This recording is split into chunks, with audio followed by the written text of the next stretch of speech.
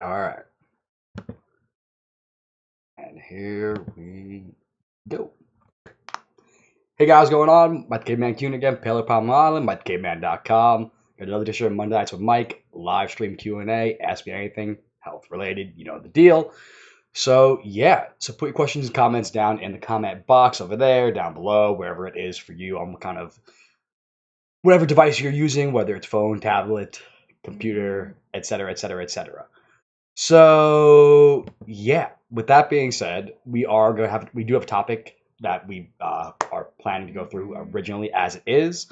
So obviously, as usual, put in your questions and comments, keep it rolling. But for now, what we think is what we're going to be doing is we're talking about stress, mental health, how it affects it, but not only just how it affects it in terms of psychological aspects, which we'll be covering that, behavioral aspects. But an interesting thing about the study is how it actually, well, the one we're talking about particularly, is how it actually has physiological effects on your brain anatomy. Stress can actually shrink your brain. Crazy, right? So we're going to talk a bunch about that. We're going to see what's going on there. And let's get started. So we're going to flip on over to here, and the first paper we're going to be looking at is the effects of stress throughout the lifespan of the brain, behavior, and cognition by Lupien et al. In 2009. And unfortunately, this one is behind a paywall, so I do have the paper available right here.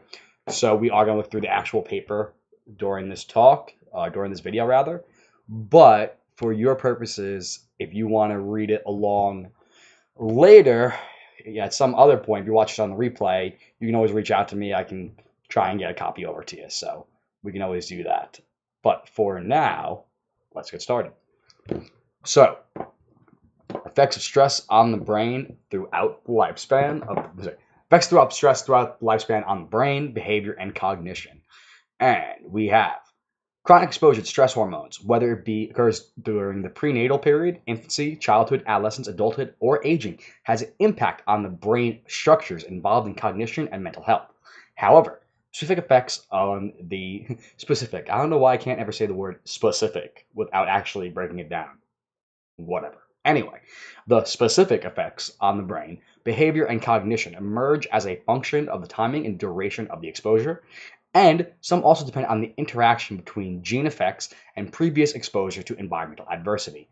So we've talked a bunch about regulation of the stress axis. We talked also about how your gene is kind of like a blueprint, tells your body what we are planned to do. And then your epigenetics are the way that the environment affects those genes.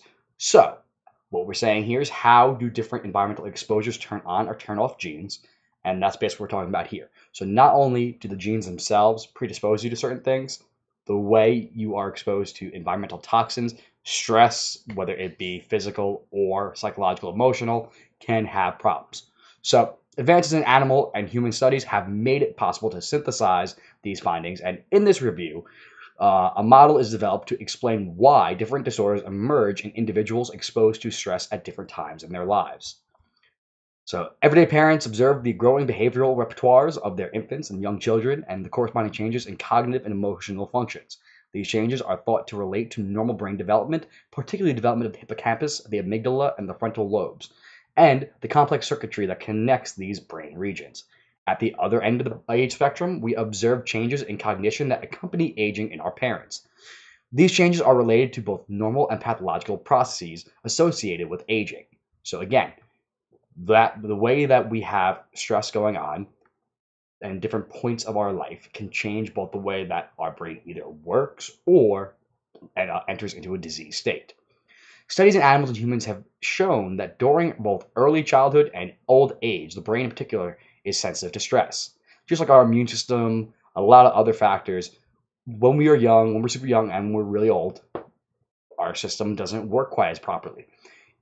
Life really, unfortunately, is a circle. We start out growing, and then every day it gets a little worse, a little worse, a little worse. Depends on the factors you choose to do that are going to decide how well you age. Of course, there's other factors outside your control, but it's one of those where you want to mitigate the factors that you can control so that your body can handle to adapt to the stresses that you cannot control, right?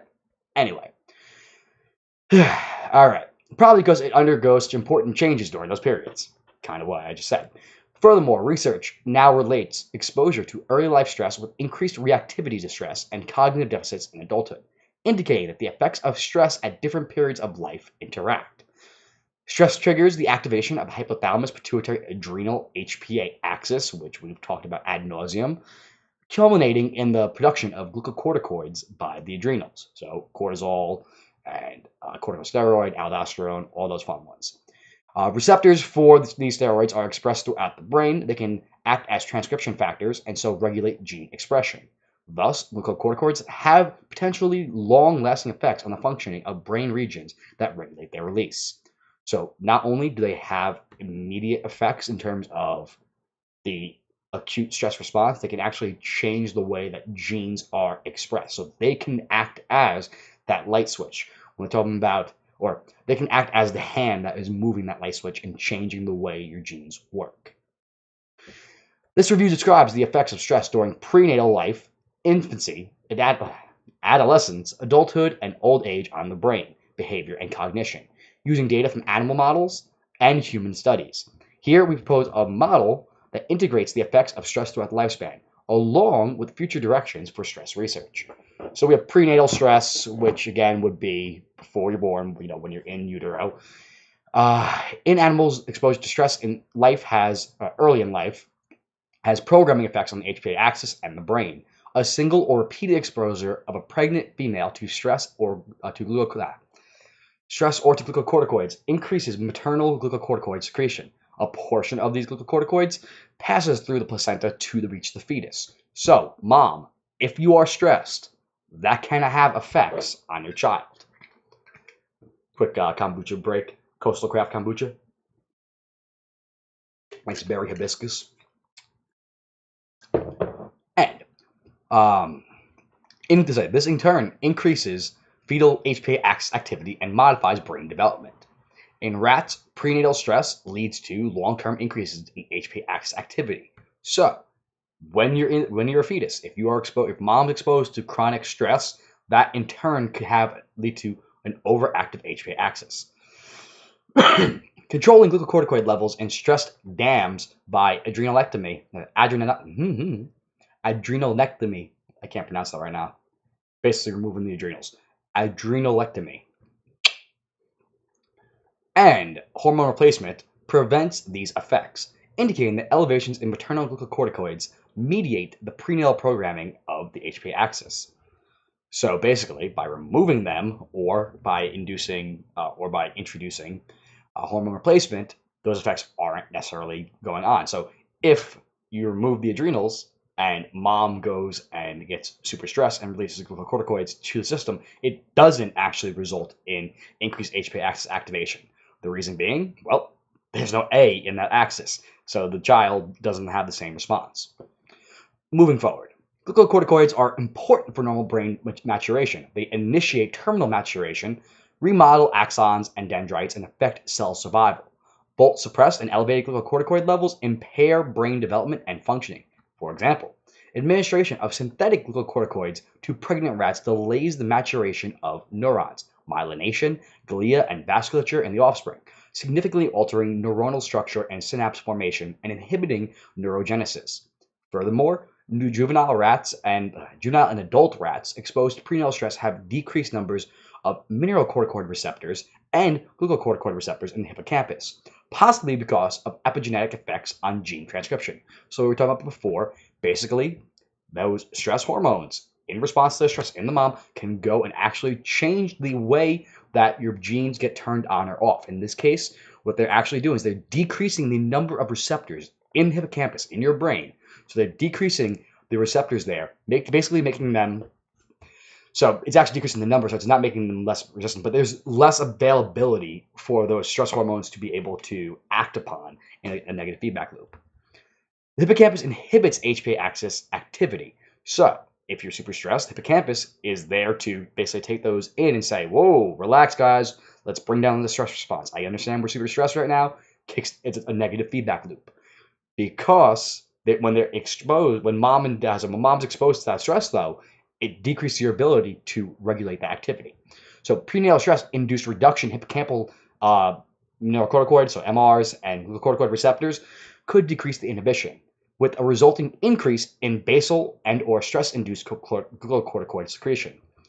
In rhesus monkeys, prenatal treatment with the synthetic GR agonist, uh, dexamethasone, causes a dose-dependent generation of hippocampal neurons, leading to reduced hippocampal volume at 20 months of age. So again, actually shrinking inside. Now this is monkeys. The first one was in rats. This is actually shrinking the hippocampus.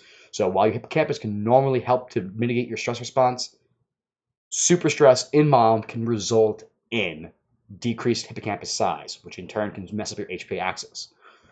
Effects on the brain regions are also apparent. Rats exposed to stress during the last week of gestation has significantly decreased dendritic spine density in the anterior cingulate gyrus and the orbitofrontal cortex. Furthermore, prenatal exposure to glucocorticoids leads to increased adult corticotropin-releasing hormone levels in the central nucleus of the amygdala, a key region in the regulation of fear and anxiety. So, corticotropin-releasing hormone goes in turn to tell your body to release cortisol, or the corticotropin, cortisol, as well as the other glucocorticoids. There we go. Exposure to prenatal stress have three major effects on adult behavior: learning impairments, especially in aging rats, enhanced sensitivity to drugs of abuse, and increases in anxiety and depression-related behaviors. So again, mom being super stressed can lead to decreased ability to learn, can lead to the abilities, or rather, enhanced sensitivity to drugs. So basically, you're going to want to use drugs of abuse more often, and it can lead to depression and anxiety as well. Now, again, this is based on the rat studies, but human studies are coming up in a second. The impaired learning is thought to result from the effects of prenatal stress on hippocampal function, whereas the effects on anxiety are thought to be mediated by prenatal stress-induced increases in corticotropin releasing hormone in the amygdala. Prenatal glucocorticoid exposure affects the developing dopaminergic system, which is involved in reward or drug-seeking behavior, and it has been suggested that the increased sensitivity to drugs of abuse is related to the interaction between stress, glucocorticoids, and the dopaminergic neurons. So again, dopamine is happy hormone serotonin is happy hormone, but it's the hormone that's related to feelings of reward. So when you have something that's enjoyable, whether it's drugs in this case I'm talking about, whether it's sex, whether it's just I feel great today, more often than not we're talking about dopamine. So the dopaminergic neurons, those ones are the ones that help to control that release, and basically that system can get jacked up by increased glucocorticoid exposure by mom. So to really beat this one home, mom, don't get stressed if you don't want your child to be more predisposed to drug behavior, depression, anxiety, and or have learning disabilities. In agreement with the animal data, findings from the retrospective studies on children whose mothers experienced psychological stress or adverse effects or received exogenous glucocorticoids during pregnancy suggest there are long-term neurodevelopmental effects. First, maternal stress or anxiety, depression, and glucocorticoid treatment during pregnancy have been linked to lower birth weight and or smaller size for gestational age of the baby. More importantly, maternal stress, depression, and anxiety have been associated with increased basal HPA axis activity in the offspring in different ages, including 6 months, 5 years, and 10 years. So, following up on the animal research, what they did here is they actually followed up on these children or I don't know if these are the same studies, you have 3 different links, so it probably is different ones, but even so, the data has backed this up. The basal at HPA axis activity, basal, so basically at baseline, when you're not stressed, the amount of stress hormones that are being released, the amount of stress activity, system is being stressed, is higher at rest in children aged 6 months, aged 5 years, and aged 10 years. If mom was exposed, or mom was exposed to external levels, so higher than normal levels of stress, or was experiencing anxiety or depression, which of course are linked, or received some kind of glucocorticoid treatment while pregnant. that can lead to big problems later on. Disturbances in child development, both neurological and cognitive and behavior, have been associated with maternal stress and maternal depression during pregnancy, and with fetal exposure to exogenous glucocorticoids in early pregnancy. These behavioral alterations include unsociable and inconsiderate behaviors, attention deficit disorder, and sleep disturbances, as well as some psychiatric disorders, including depressive symptoms, drug abuse, and mood and anxiety disorders. Very few systems have measured changes in the brain as a function of prenatal stress in humans. However, a recent study showed that low birth weight combined with lower levels of maternal care was associated with reduced hippocampal volume in adulthood. This finding is consistent with evidence that the effects of prenatal stress in humans are often moderated by the quality of postnatal care, which in turn is consistent with the protracted postnatal development period of the human brain. So, basically what we're saying here, just because mom was stressed or just again had high glucocorticoid exposure during pregnancy does not mean that the child is too far gone. It does set them up for problems down the road. However, if we take care of the child in the postnatal period, we can get around that. It's kind of like we've talked about before with the gut microbiome, and if you are born by cesarean, like this guy, then unfortunately, you're going to be putting yourself at less of or a worse chance of having a quality microbiome. The fact is that the vaginal mucosa from mom do help to transmit some of your initial stages.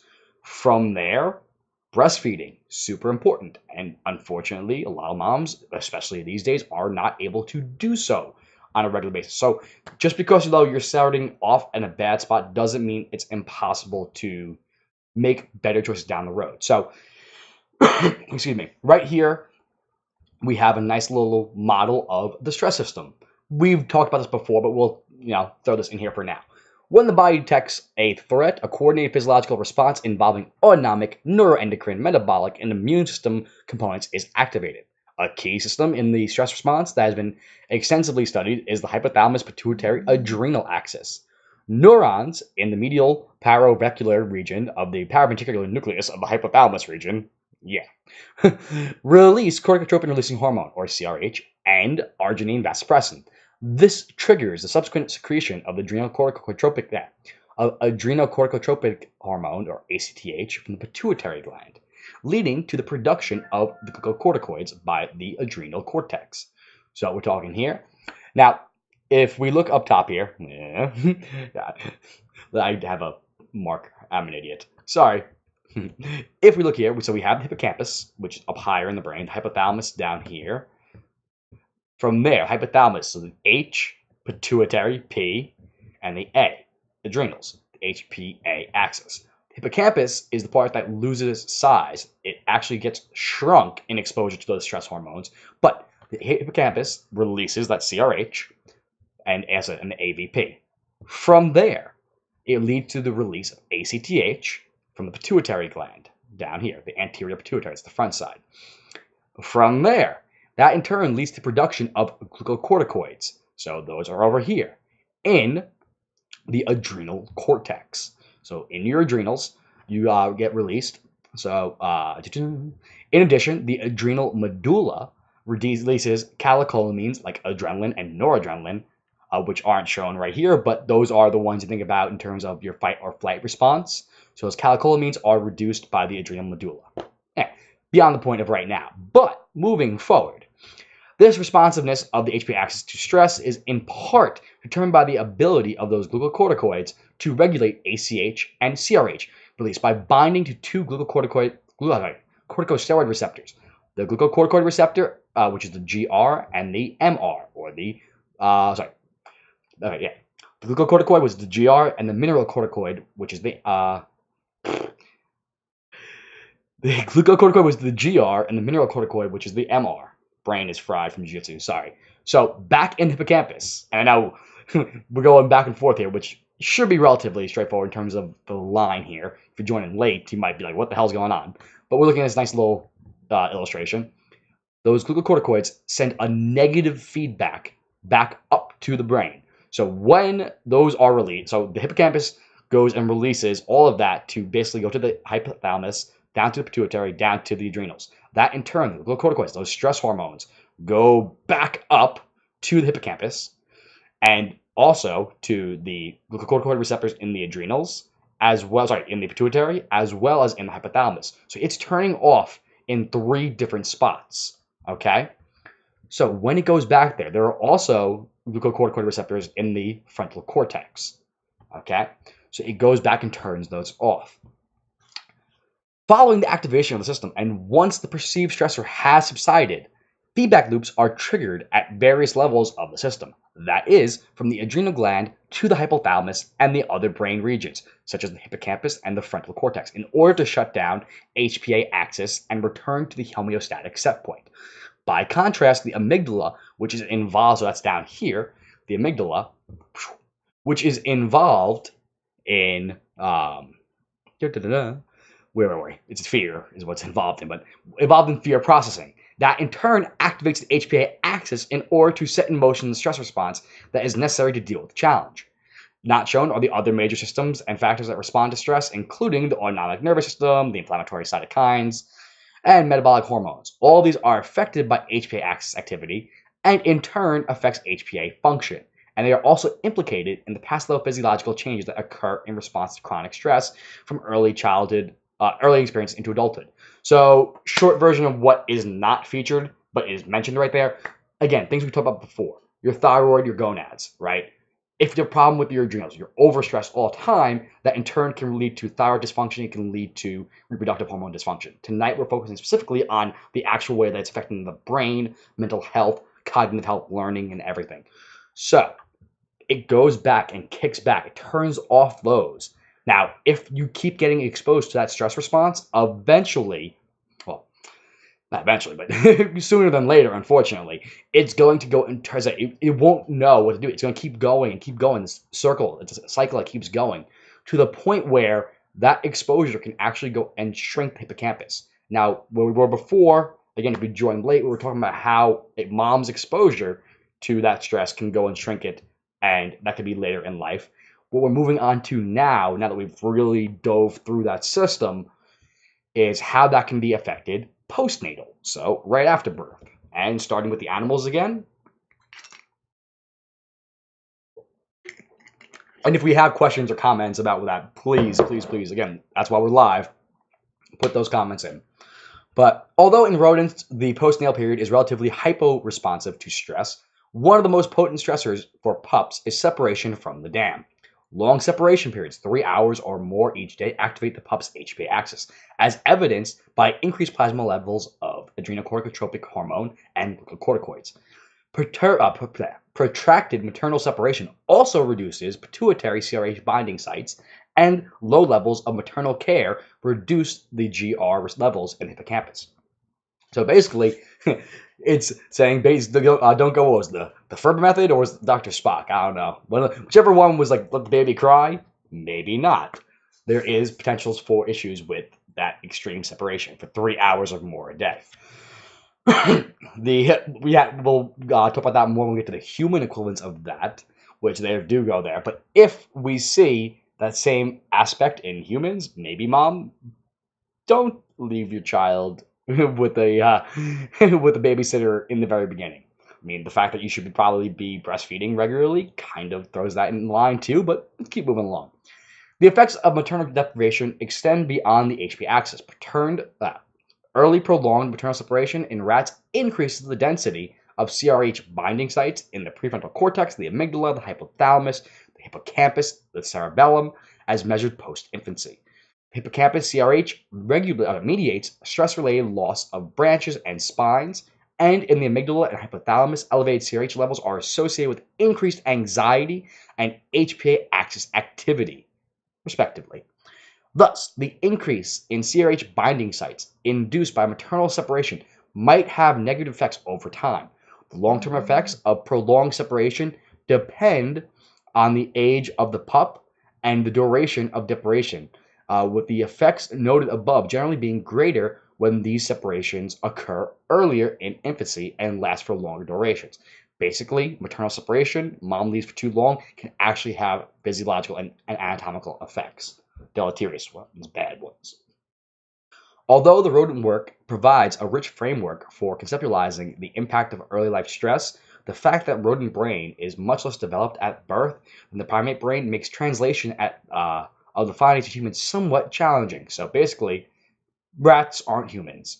The development of the brain is different than ours, so not necessarily the best overall. However, non-human primates have more human-like brain maturation at birth and patterns of parent-offspring relations, and so provide an important bridge in the translation of rodent findings. Studies in monkeys have shown that repeated unpredictable separations from the mother, unpredictable maternal feedings, or spontaneous maternal abusive behavior increases CRH concentrations in the cerebrospinal fluid and alters diurnal activity of the HPA axis for months or even years after the period of adversity. Cortisol levels are lower than normal in the early morning around wake up and slightly higher later in the day, an effect that seems to reverse over time in the absence of continued ongoing psychosocial stress. So, basically, we've talked about that before too. Cortisol should be at its highest in the morning and then go and decrease throughout the day, whereas your melatonin should be the highest at night. They basically work diurnally. They work in a circadian rhythm. That's part of how it's regulated. Melatonin basically says, oh, it's nighttime, get released, and then in the morning, cortisol goes and gets released, says, okay, let's get up and go.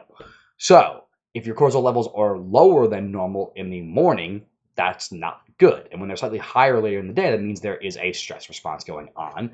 So separation from mother actually can have that effect.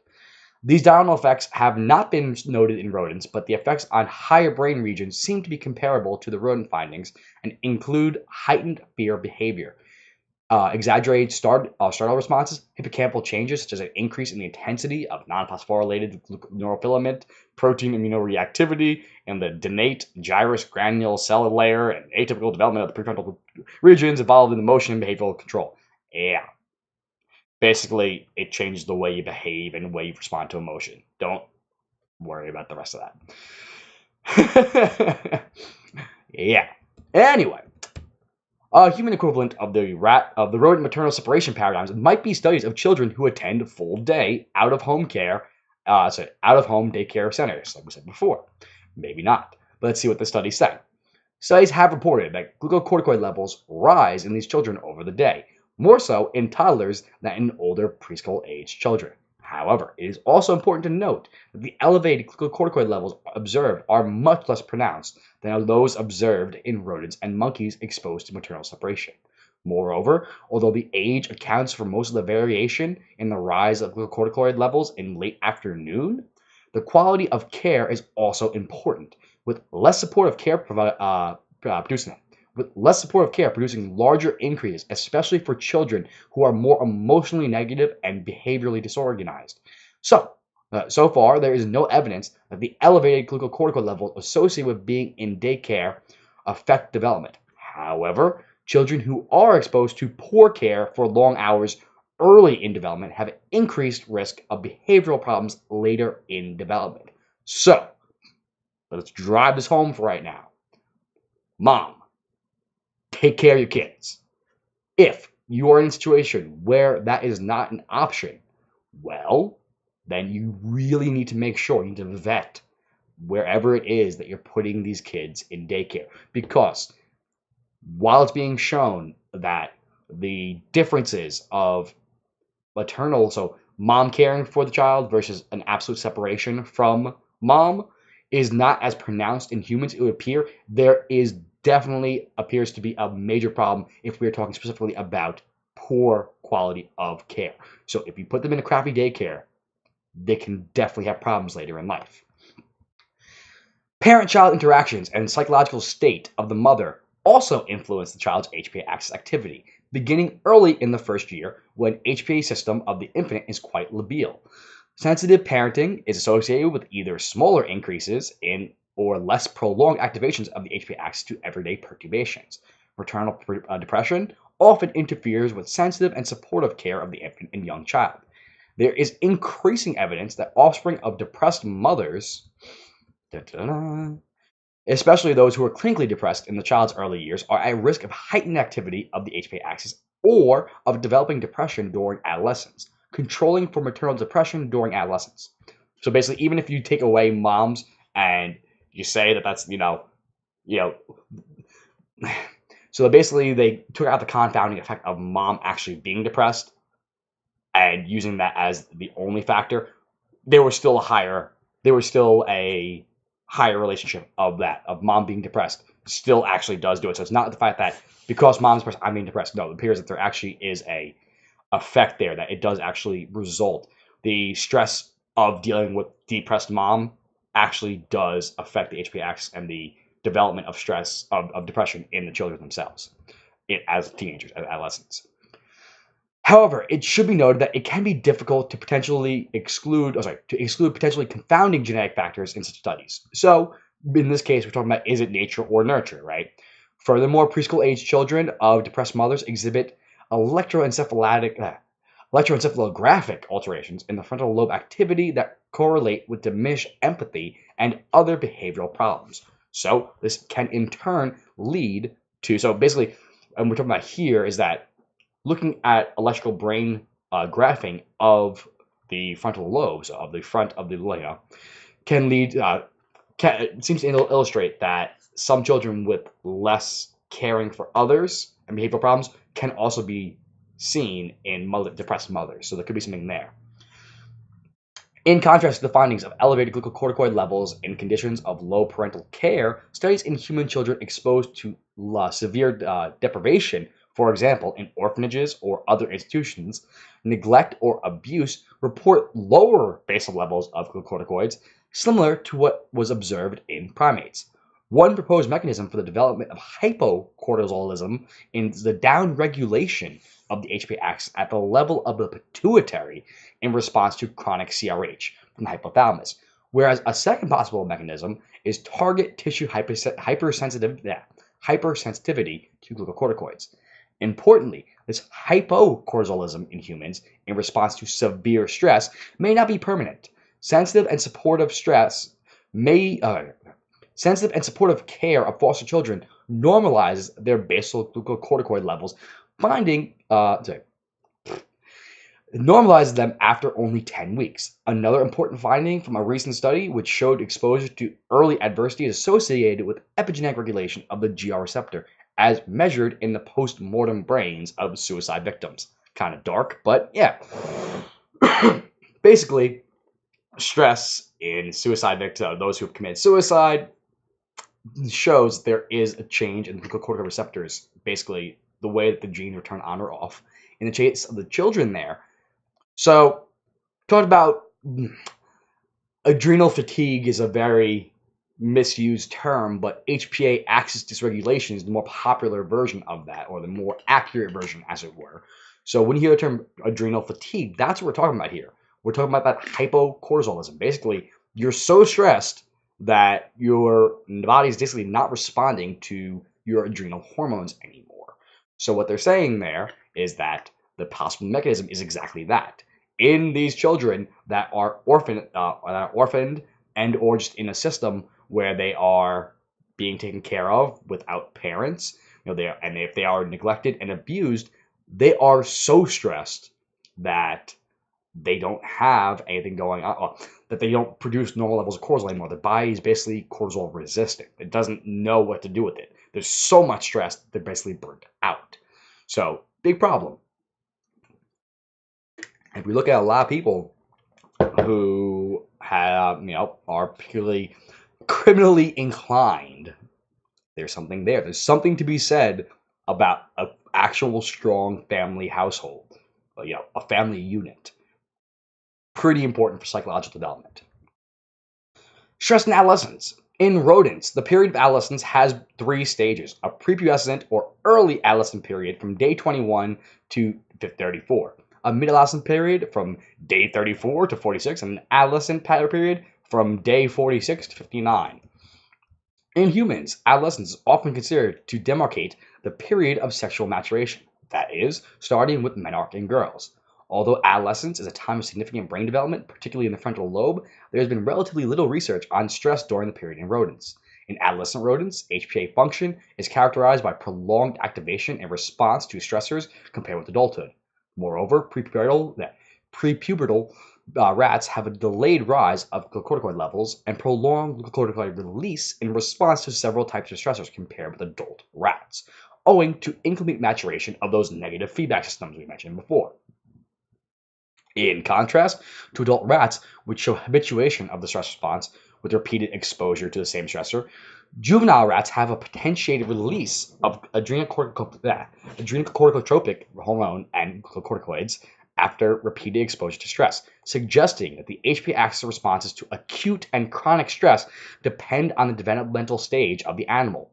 Compared to exposure to stress in adulthood alone, exposure to stress as both a juvenile and as an adult increases basal anxiety levels in adults. So, keep getting stressed, you're going to be more likely to be anxious. Moreover, exposure to juvenile stress results in greater HPA axis activation than a double exposure to stress during adulthood. So, juveniles, big problems with repeated stress. As much as we like to rag on kids, like, oh, come on, just wait till you get to be an adult, right? There's something there. There's something there to the stress levels. Their ability to actually handle it isn't great, which brings us to the whole, let's just slap pharmacotropics on these kids, or psychotropics on these kids, pharmacological psychotropics on these kids. It's not a good idea. But moving forward, exposure to juvenile stress, again, a double exposure to stress during adulthood. These results suggest that repeated stress in adolescence leads to greater exposure of the brain to glucocorticoids than similar experiences in adults. So kids really don't handle stress well, as crazy as this. The fact that the adolescent brain undergoes vigorous maturation and the fact that in rats, the hippocampus continues to grow until adulthood suggests that adolescent brain may be more susceptible to stressors and the concomitant, can you ever pronounce that word? The concomitant exposure to high levels of glucocorticoids in the brain. So basically, to be clear, I know what the word means. That means it's occurring at the same time. I can never pronounce that word. Concomitant. That sounds about right. You know what? Let's see what Google has to say. Pronunciation.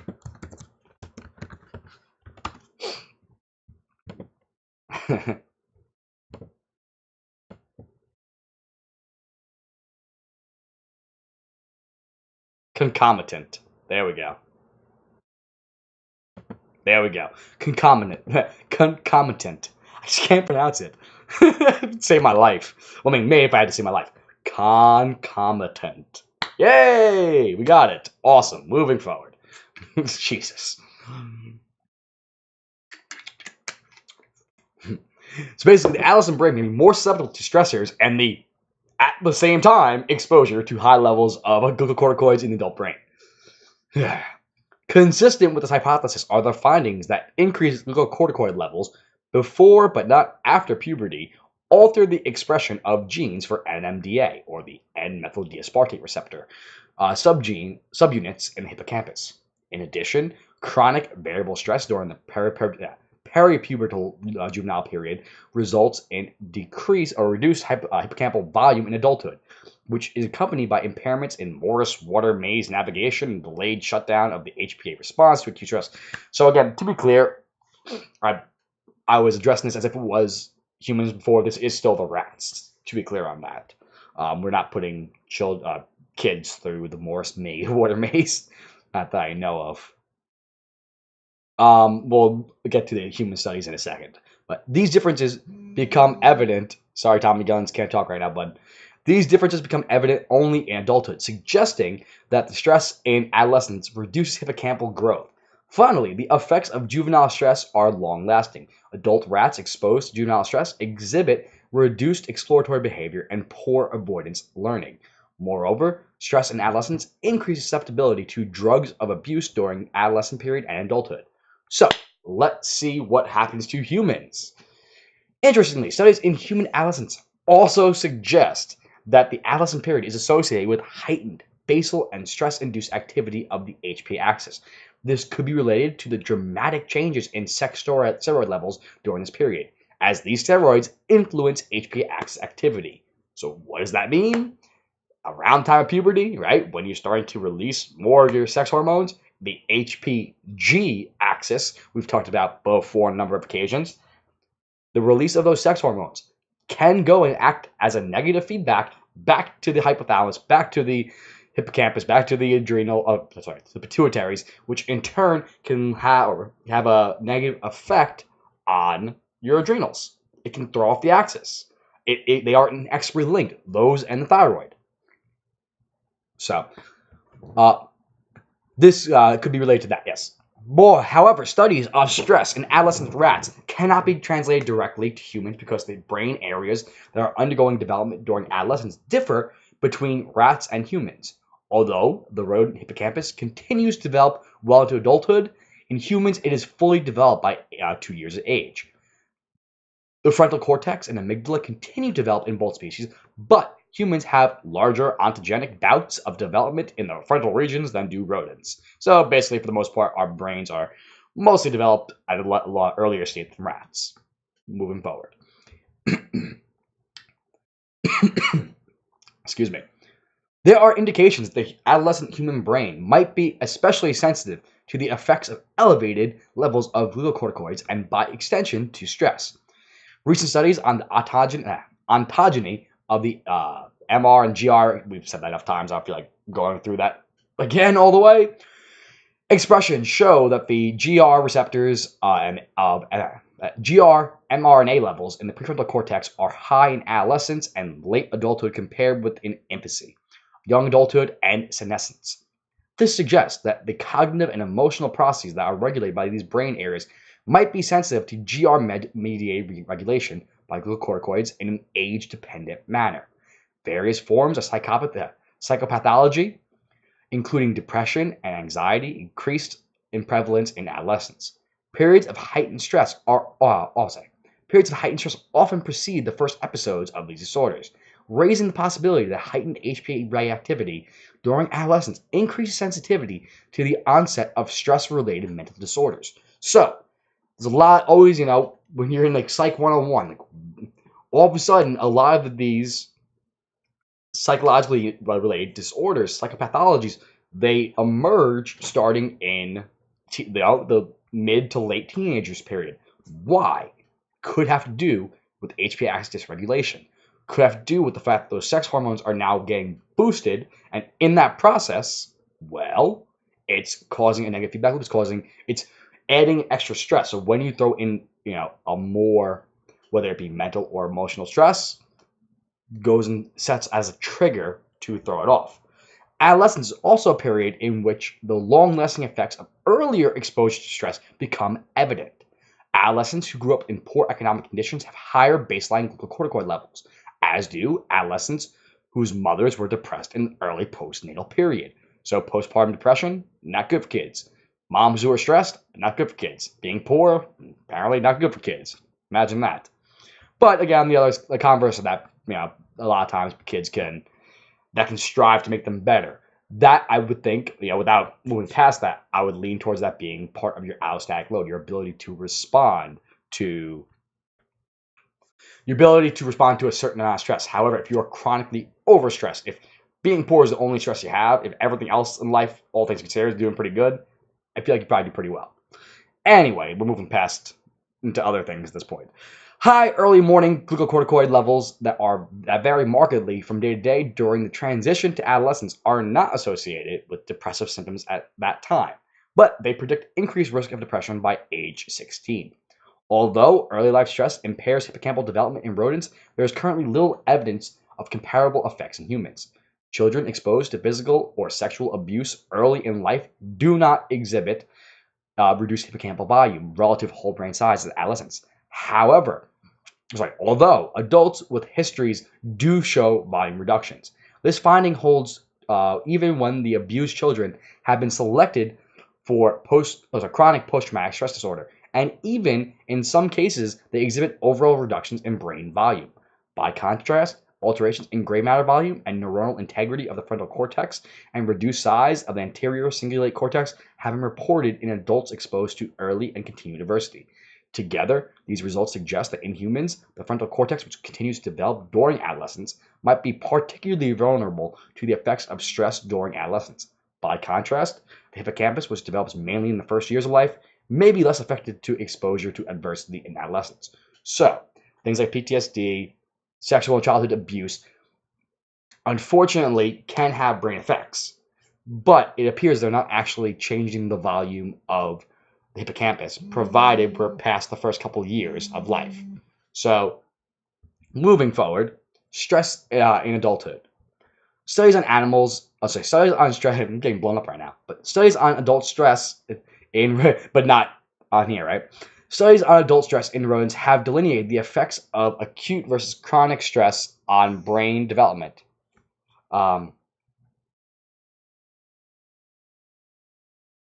Excuse me. Studies on adult stress in rodents have delineated the effects of acute versus chronic stress on the brain and behavior.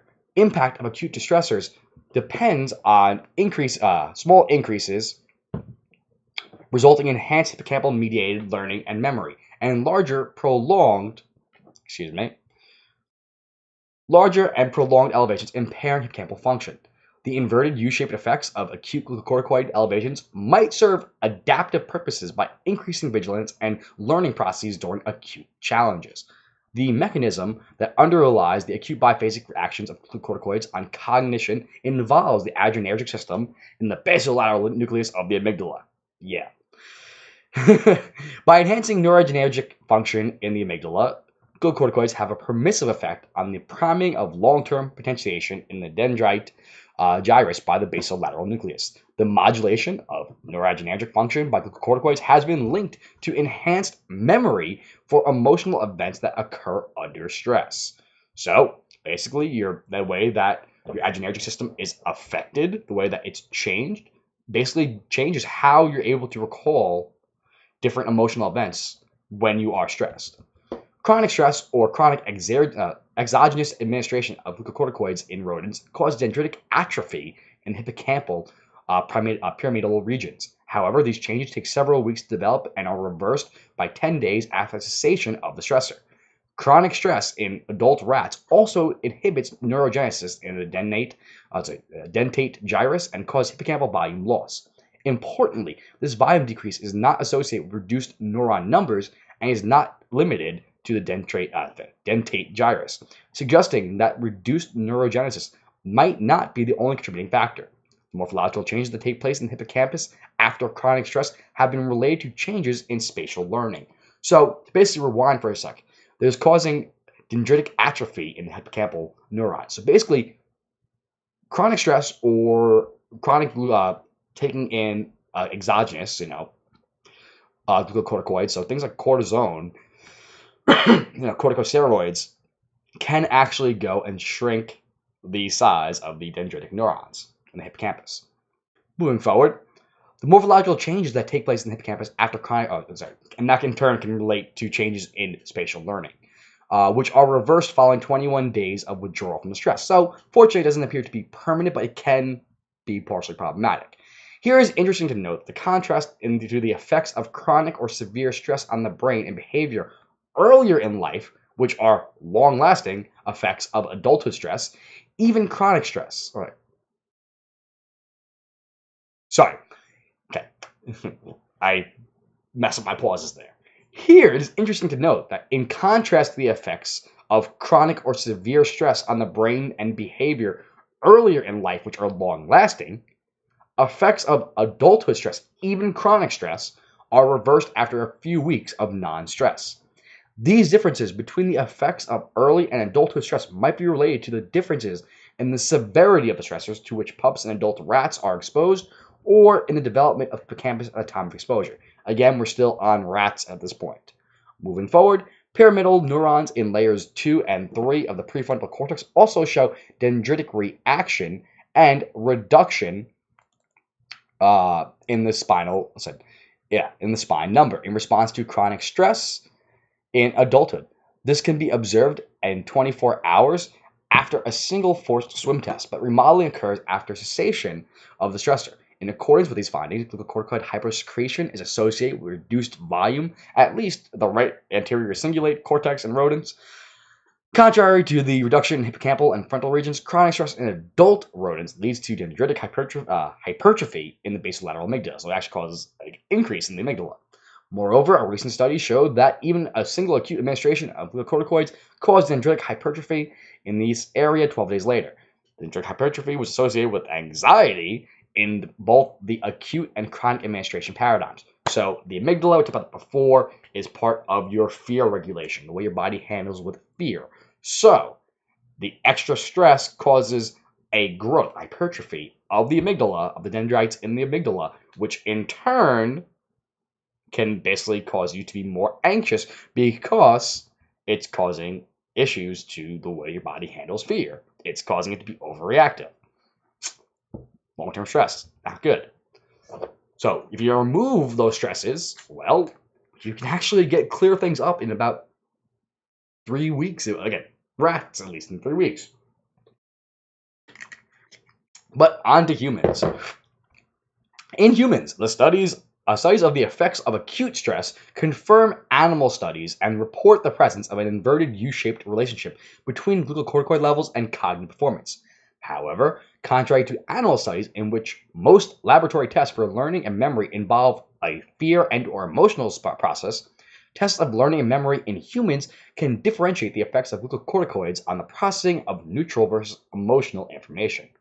Most studies to date have shown that acute glucocorticoid elevations significantly increase memory for emotional information, whereas they impair the retrieval of neutral information. So, things that occur when you're stressed, you're able to remember those real well. So, things that really hurt you, those get burned into your brain. Whereas things that aren't quite as important, or things that don't invoke a visceral emotional response, you don't remember those as well when you're super stressed. So keep that in mind. When you have an emotional reaction to what it is that you're taking in, you are gonna remember what's being said better. Whereas the other things that are kind of on the side aren't gonna be quite as important. That can be a good thing, can be a bad thing. Depends on the type of stress. Only a few reports suggest that there's an association between exposure to chronic stress and reduced hippocampal volume in individuals not suffering from mental health disorders. However, a recent study reported that low self-esteem, a potent predictor of increased reactivity to stress in humans, is associated with reduced hippocampal volume. So, what we talked about before, in children, when your brain is still developing, up to about 2 years, that chronic stress can actually shrink your hippocampus. In adults, those specifically in those with mental health disorders, apparently, there actually does appear to be mental health disorders or those with low self-esteem, and take your pick. There does appear to be actual shrinking in your hippocampal volume, so you are less able to handle that stress. We talked about before, you have less receptors in the brain. We talked about in the very beginning, and having less receptors means that you're not going to be able to handle that quite as well. Most of the studies of chronic stress effects on adult human brain have concentrated either on the stress-related psychopathologies or on the impact of early life stress on adult psychopathology. A large number of studies have reported elevated basal glucocorticoid levels in individuals with some forms of depression, whereas reduced basal glucocorticoid concentrations have been found in patients with PTSD, although this finding has been controversial. Given that low glucocorticoid concentrations seem to develop in early adulthood in response to neglect or trauma, it is possible that low cortisol predicts vulnerability to developing PTSD in response to trauma in adulthood. So, let's check out the egg syndrome in this case. Why do you have low cortisol? Could it be because you've been chronically stressed? There are conditions where you have low cortisol, like naturally your adrenal insufficiency disorders. However, in this case, if you've been dealing with chronic stress to the point that your adrenals basically burnt out and they are now pituitary and hypothalamus, hippocampus are now resistant to those glucocorticoids, well, that could be more of that could be more of a indication that you are more at risk, more predisposed to PTSD. Conversely, if you have elevated levels of cortisol at pretty much all times, that can be a better indicator of potential for depression. Again, controversial though. Studies of adults who suffer childhood abuse also reveal hyperreactivity of the HPA axis in abused, depressed individuals and hypoactivity in those with PTSD. The changes in abused, depressed adults have been associated with CRH-induced escape of glucocorticoid secretion from suppression by treatment with dexamethasone, suggesting that glucocorticoid treatment feedback of the HPA axis is impaired under conditions of increased hypothalamic drive. Thus, a decreased capacity of glucocorticoids to inhibit the HPA axis when it is stimulated could further accentuate CNS responses, central nervous system responses to stressors. In agreement with the suggestion, increased cerebral spinal fluid CRH levels have been reported in individuals who reported childhood stress and childhood abuse. Decreased hippocampal volume and function are landmark features of depression and PTSD. One cross-sectional study found that a smaller hippocampus in women with major depression was associated with experiences of childhood trauma, whereas depressed women without such trauma had hippocampal volumes similar to healthy controls. This supports the notion that certain brain changes in patients with depression or PTSD could represent markers of vulnerability for the disorder rather than the markers of the disorder itself. This finding is in line with results from a twin study of Vietnam veterans, which showed that decreased hippocampal volume is not a consequence of combat exposure or PTSD. Decreased volume was also present in unexposed co-twins, and thus it might be a pre-existing risk factor for PTSD that could be genetic or rooted early in life. So we're talking here about the actual volume. When it's normal, when there has been changes, then it's more likely to be PTSD. If you actually have seen a reduction in the volume, probably more towards depression. And in that case, as we said before in the beginning, the early childhood abuse and trauma, while the hippocampus is still developing, that's when the stress actually can be shown to shrink the hippocampus. That in turn makes your brain less able to deal with that extra stress hormones. They're just resistant. There's not as many that can do it. It's not as sensitive. So more likely to be depressed. Whereas PTSD, it seems to indicate that it's more of a burnout versus a resistance. Okay. So now we're coming back to animals, stress and aging. Approximately 30% of aged rats have, and you know what, at this point, we're just going to skip past the rats. If you want to see the rats, we'll go to that. We'll look at this graph real quick. We'll go straight to humans after this stuff. But here's the life cycle. Basically, prenatal stress, postnatal stress, stress in adolescence, stress in adulthood, and stress in aging. Okay, your amygdala, your frontal cortex, and your hippocampus. Effect on the HPA axis. When you have that stress there, it can cause programming effects as well as increase in glucocorticoids. In postnatals, after you're born, it causes differentiation effects, an increase in glucocorticoids, particularly from maternal separation, whereas severe trauma can result in a decrease in glucocorticoids. So decreases in cortisol, whereas when you are separated from mom, increases in cortisol. Anxiety more so, and depression on this, or PTSD in this end. Depression, which in turn causes to shrinking of the hippocampus. From there, adult stress in adolescence, potentiation and incubation effects, a double increase in glucocorticoids if you are dealing with the stress there, or a double decrease. Now, again, we're talking about depression versus PTSD. When you have that decrease, no good. And this, as I said before, partially has to do with the increase in the sex hormone response. And what's interesting here, and unfortunate, as much as I've said before, as much as it's easy to laugh at your kid and tell them, yeah, come on, just wait till you get to be an adult, see how you handle stress. Well, the extra hormones there, the extra estrogen, the extra testosterone, actually does mess them up more in their heads. You're going to need to see twice as much, or the stress would have to be twice as large in adults than the it's precipitating stress in children or adolescents. So they are much more susceptible to stress than adults are. So, so maybe don't be too mean to your kids, but maybe be low mean.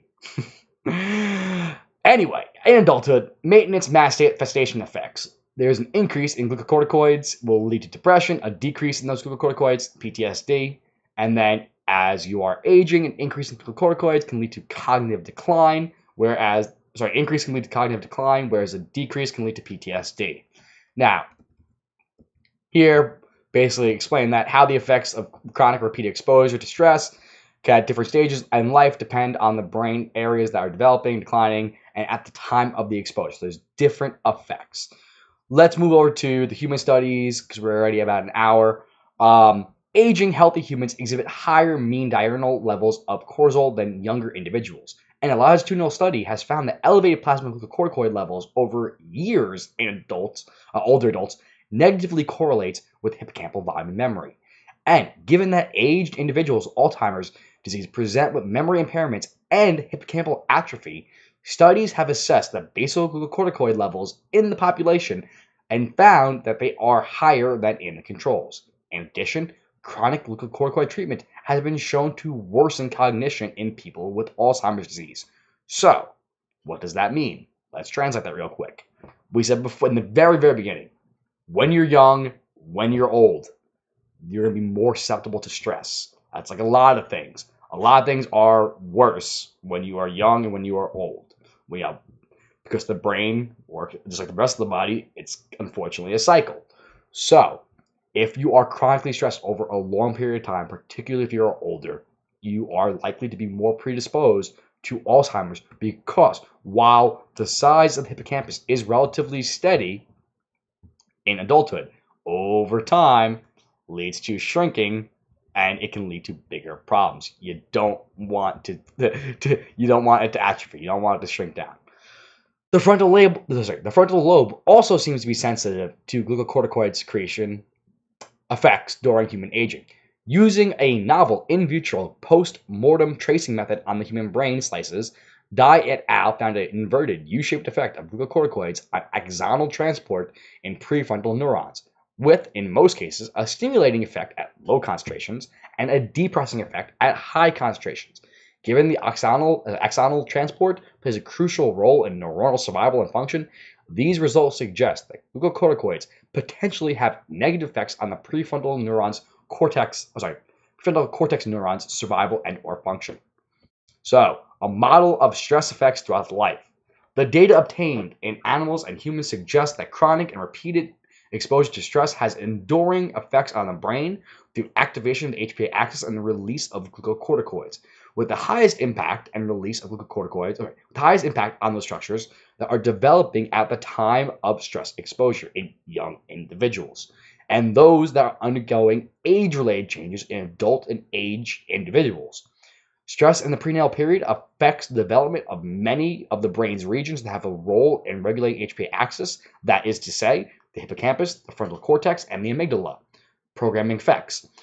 During childhood, the hippocampus, which continues to develop after birth, might be the brain region that is most vulnerable to the effects of chronic stress, possibly through the process of increased CRH drive in the hippocampus. Because it modulates HPA axis activity, altered functioning of the hippocampus might cause glucocorticoid hyposecretion in case of severe abuse or increased basal cortisol levels in cases of maternal deprivation. Differentiation effects, forget the parentheses stuff. By contrast, in adolescence, the frontal cortex, which undergoes major development in this stage, may be most vulnerable to the effects of stress, possibly leading to a protracted glucocorticoid response to stress that persists into adulthood. In adulthood and old age, the brain regions that undergo the most rapid decline as a result of aging are highly vulnerable to the effects of stress hormones. For example, in the hippocampus, glucocorticoids affect neurogenesis, neuronal survival rate, and dendritic arborization. So, the neurotoxicity and vulnerability hypothesis. The data obtained in adults and older animals and humans have led to the neurotoxicity hypothesis, which suggests that prolonged exposure to glucocorticoids reduces the ability of neurons to resist insults, increasing the rate at which they are damaged by other toxic challenges or ordinary attrition. This hypothesis implies that a reduced hippocampal size is the end product of years or decades of PTSD, depressive symptoms, or chronic stress. Although the neurotoxicity hypothesis has been confirmed by various animal and human studies, it does not explain the hyposecretion of glucocorticoids that occur in animals suffering from PTSD, who also present with reduced hippocampal volume. Data obtained in children, adolescents, or animals exposed to acute or early life trauma have led to the vulnerability hypothesis. In contrast to the neurotoxicity hypothesis, the vulnerability hypothesis suggests that reduced hippocampal volume in adulthood is not a consequence of chronic exposure to PTSD, depression, or chronic stress, but is a pre-existing risk factor for stress-related disorders that is induced by genetics and or early life exposure to stress. Unlike the neurotoxicity hypothesis, the vulnerability hypothesis can explain glucocorticoid hyposecretion in patients with PTSD. Indeed, in studies in children facing significant adversity, such as abuse, report the development of glucocorticoid hyposecretion, which might last until adulthood and confer vulnerability to developing PTSD as a result of trauma. We think that the two hypotheses are not mutually exclusive when viewed from a developmental perspective. Indeed, the data summarized in this review suggest this might be early windows of vulnerability or sensitive periods during which specific regions of the developing brain are most susceptible to environmental influences through a neurotoxicity process. Exposure to stress and or adversity during these key vulnerable periods might slow development of those brain regions for the development of adversity. When measured in adulthood, the reduced volumes of these brain regions could confer a strong marker of the time of exposure to early adversity relative to the effects of specific traumas on various brain regions. These windows of vulnerability could also be used to predict the nature of psychopathology that will result from exposure to stress at different ages. Exposure to adversity at the time of hippocampal development could lead to hippocampus-dependent emotional disorders, which would be different from disorders arising from exposure to adversity at times of frontal cortex development. Two recent studies support this hypothesis. The first reported that women who experienced trauma before the age of 12 had increased risk for major depression, whereas women who experienced trauma between 12 and 18 had more frequently developed PTSD. The second study reported that repeated episodes of sexual abuse were associated with reduced hippocampal volume if abuse occurred early in childhood, but reduced prefrontal cortex volume if abuse occurred during adolescence. These results suggest that, similar to what has been observed in animals, there might be distinct structural, neuropsychological, and neuropsychiatric sequelae of early abuse, depending in part on the age of developmental stage of the brain when the insult occurred. Besides slowing down the development of the brain during the time of adversity, leading to reduced brain volumes in adulthood, stress in early life could modify the developmental trajectory of the brain. Potential immediate benefit of such modification is that they might increase survival probability, but they could have negative long-term effects. So what it's saying is that while your brain's going to change to make sure you don't just die, because the neurotoxicity, there's toxins going around, it could mess up your brain. During childhood and adolescence, the brain undergoes a period of overproduction and pruning of the synapses. One of the brain regions that shows the slowest development over lifespan is the amygdala. It is interesting to note that contrary to the hippocampus and the frontal lobe, which show volume reduction as a result of chronic stress, the amygdala increases in volume under chronic stress, owing to increased dendritic arborization. Given that the amygdala plays a significant part in the detection of fear and threat, it is possible that throughout evolution, increases in the amygdala volume in response to stress might have improved the detection of threatening information and so increased survival probability. If this is indeed the case, young children exposed to adversity should also have increased amygdala volume, but no study has been examined, has yet examined this important question. So what they're saying there is that what I've always talked about. In the past, our bodies were designed for acute stress. Oh shit, there's a lion. If we see that lion, your amygdala, your fear responses, grows and says, okay, we know what to do next time. We know that we should probably fear that thing. Especially if your brother Bob just got eaten. You know, he didn't get away fast enough. I need to run faster next time. So not only do we have that stress response and it's used to being quick and acute and then going back, we actually could potentially see changes in the fear receptors, or rather in the portion of the brain, the amygdala, which controls regulation of fear. Anyway, the acute effect of adversity on brain organization could have negative long-term consequences. Stress at key periods of synaptic organization could modify the trajectories of connections, leading to an incubation period, such as the effects of stress would not be apparent at the time of adversity, but would emerge later when the synaptic organization has been completed. Studies showing protracted effects on early life stress that emerge at puberty support the suggestion. Furthermore, although depression is the most extensively documented outcome of the exposure to chronic sexual abuse in adults, it is not common occurrence in children suffering abuse. Indeed, the average time from the onset of abuse is the emergence of clinical depression. All right, let's move past this. Although studies on stress, we're already at an hour 10. Although studies on stress have provided a wealth of data delineating the effects of acute chronic stress on the developing brain, much work remains to be done on how to fully understand how the brain develops between pathology and resilience in the face of adversity. We believe that three main factors that should receive special consideration in future studies on stress in both animals and humans. First factor is sex and gender. Sex refers to biological differences between males and females, whereas gender refers to different roles, gender role, and gender identity. Ugh. That men and women may have during their lifetime. Both sex and gender might have potential influences on stress reactivity in humans of all ages. However, most studies of the effects on stress on the brain, behavior, and cognition have tested only male animals or humans. This is a major issue considering the studies in both animals and humans report sex differences in response to stress, and considering the gender gap ratio, 2 girls for 1 boy, that emerged in early adolescence for the risk of depression. To this day, a consistent finding is that in the endocrine literature is that the risk of depression in adolescent males or girls increases with decreasing age at menarche. An increased sensitivity of girls to environmental and family adversity, along with interactions between glucocorticoids and gonadal steroids, could be potential explanation for the increased risk of depressive disorders in females. Recent results show an earlier age at menarche in girls exposed to adversity support the suggestion. So basically, you have a period earlier on in life and you are stressed, you're probably much more likely to be depressed as females. It's amazing. It's almost like we are a sexually dimorphic species, even though the gender identity and gender role. I'm glad they actually showed that we actually are a sexually dimorphic species. Yeah. I don't even know why they just had to throw the gender role and gender identity in there. Anyway, the second factor that should be considered in future studies is exposure to environmental toxins. Today, children in many cities are chronically exposed at background levels to a range of common toxins that are environmentally persistent and that tend to be lipophilic and bioaccumulate, such as lead and bisphenol A, BPA. These agents reach humans mainly through food and food additives, and they can be transferred to the fetus through the placenta and to infants through maternal milk.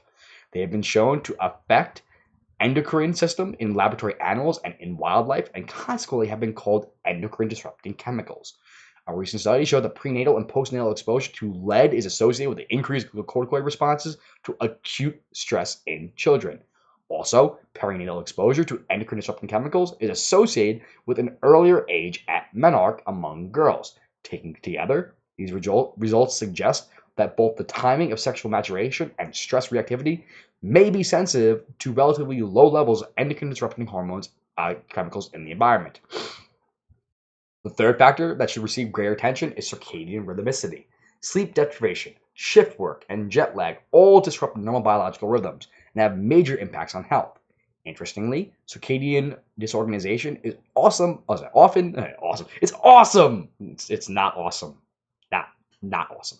It's often observed in stress-related disorders such as depression and PTSD. The discovery of molecular clock that is responsible for the generation of circadian rhythms provides new insights into how rhythm abnormalities might lead to greater vulnerability to stress at various ages. Most studies performed in animals and humans do not measure circadian fluctuations in glucocorticoid levels, but rather concentrate on specific time points across the day. Although such measures are easier, they do not provide. Are easier. Sorry, I got another buzz. Get buzzed all night. Unfortunately, not buzz, right? Although such measurements are easier, they do not provide the full spectrum of circadian variations, which could inform us about specific changes in circadian organization in response to chronic stress throughout the lifespan.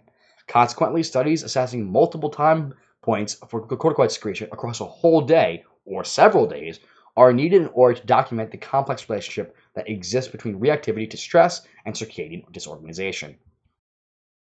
So basically, lots of animals and human studies have provided wealth of research that shows the negative effects of chronic exposure to stress and adversity on the developing brain.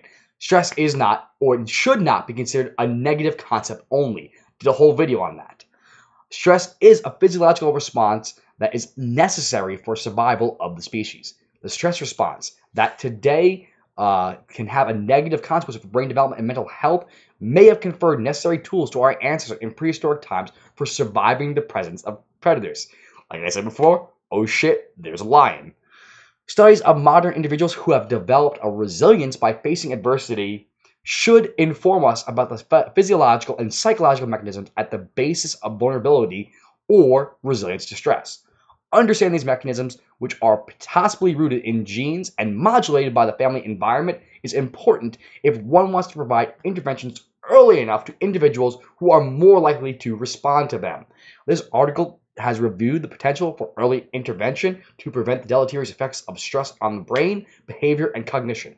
After more than 30 years of research on the negative effects of stress on the brain, it is now time to turn our attention to the potential positive impact of early interventions on brain development.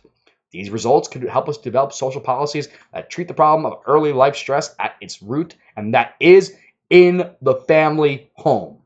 All right? If you want to help it fix it, life starts with you. If you want to help save the world, clean your damn room. Okay? You clean your room first.